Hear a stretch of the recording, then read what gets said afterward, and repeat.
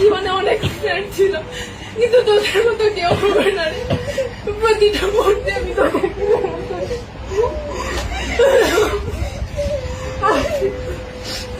দীর্ঘ 12 বছর পড়াশোনা জীবনে অনেক স্যারের সাথে পরিচয় হয়েছে, অনেক বন্ধু বান্ধবের সাথে পরিচয় হয়েছে, কিন্তু স্বামী স্যারের মতো কেউ হয়ে উঠতে পারেনি আজ পর্যন্ত। আর তোদের মতো ফ্রেন্ড আজ পর্যন্ত হয়ে উঠতে পারেনি।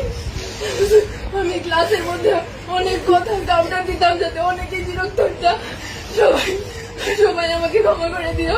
আমার স্যার, আমি সবসময় আপনার থেকে সকল ধরনের সাপোর্ট পাই আসছি স্যার।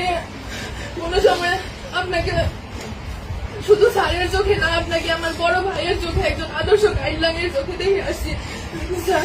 ভবিষ্যতে আমি চাই আপনার কাছে আদর্শ একজন শিক্ষার্থী হয়ে ফুটে উঠতে চাই।